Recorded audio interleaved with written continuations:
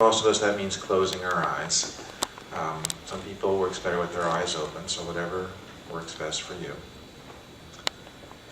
And take a breath and release the exhale. And pay attention to what's happening inside. In other words, bring your attention inside. Now, this is a transition, right? This is an important transition from having our attention out and bringing it to the inside. And we can do this, as we've talked about, we can do this a couple times a day. We can do it briefly. We can do it for a couple minutes. But it's like basic practice. Bring our attention inside and to work on being centered and to work with our self-awareness process. Without this, the Enneagram is not really going to land completely. It'll be an interesting system of ideas. But to really bring it inside, we have to have this practice of coming in and paying attention.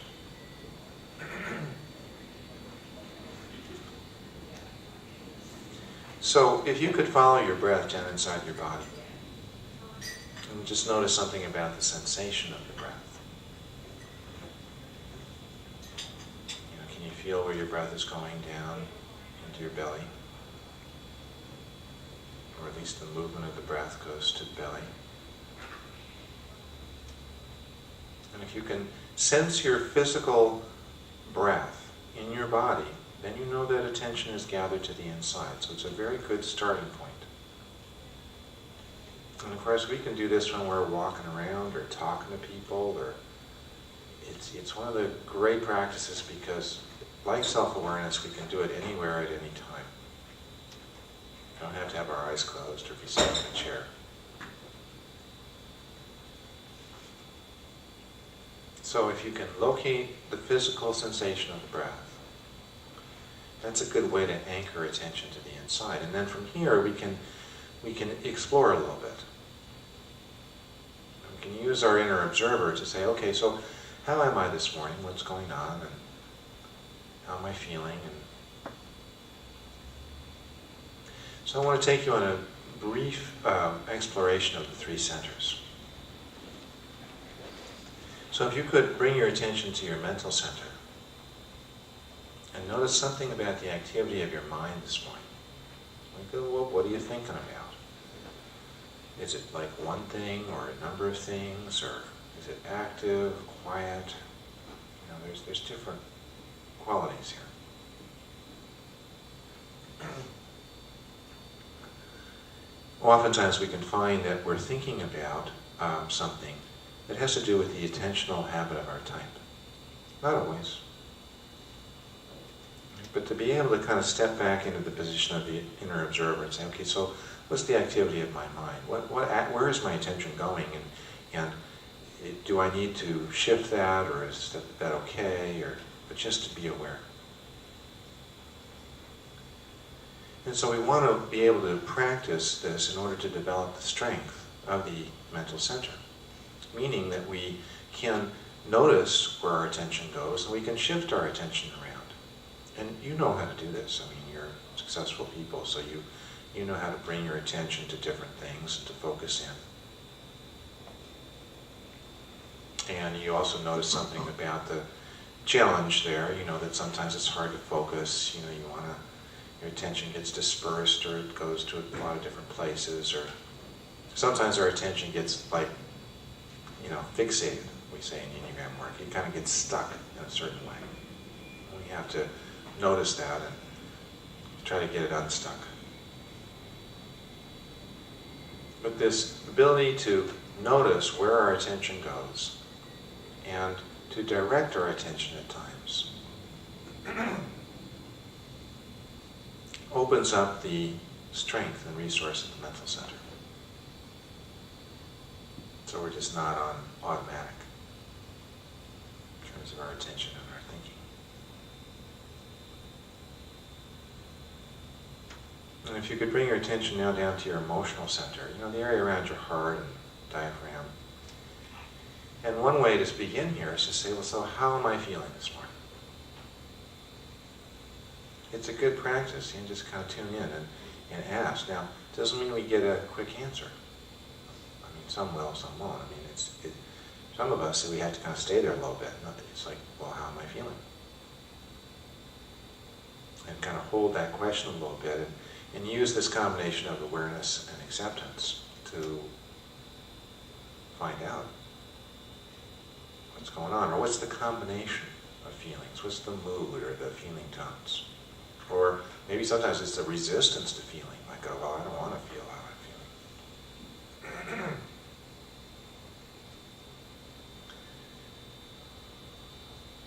But by bringing our attention here and welcoming the activity of our feeling center, even though it may not always be comfortable, we can open up the strength here, that there's a tremendous resource in our feeling center.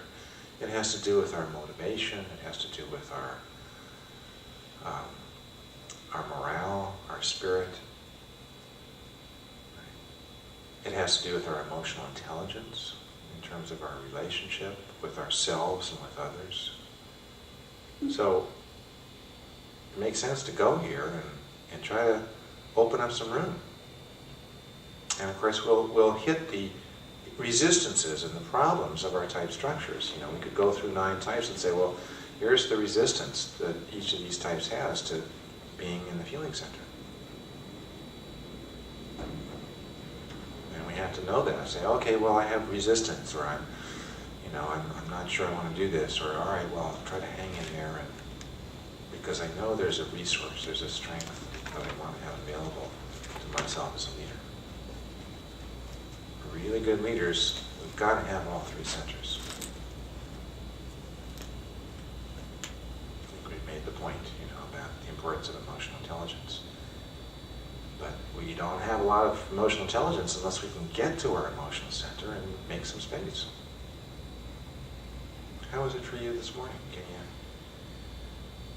you notice something about your emotional center and welcome this center?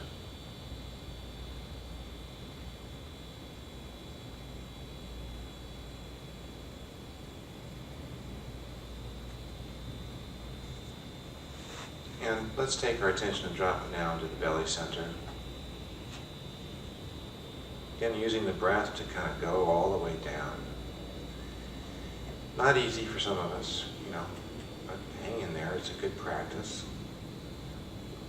Get better with practice to get all the way down to the belly center, starting with the sensation of the breath. And then this brings us here, and then it opens up the possibility for all the great resources in the belly center. Where we have intuition and gut level knowing, and our body tells us things. Body tells us what we need and what's going on, and body also tells us about how to get at results. We can sense in our bodies, this is what we can do. This is how we can do it. It tells us things about people or the environment. Everybody here knows how to walk around in the world. You don't have to think about it much. Your body knows how to do this. And what about driving cars? I mean, remember when you were first learning how to drive? Now, most of us, it's no big deal. We've mastered that because the body center has its own intelligence. And this works in a lot of other ways too. So just notice if you can get down into your belly center, body center of intelligence, or what might get in the way, and use your acceptance to say, okay, I can practice this. And remember, following the breath is a way to get there. And once we're there, there's a lot of good resource.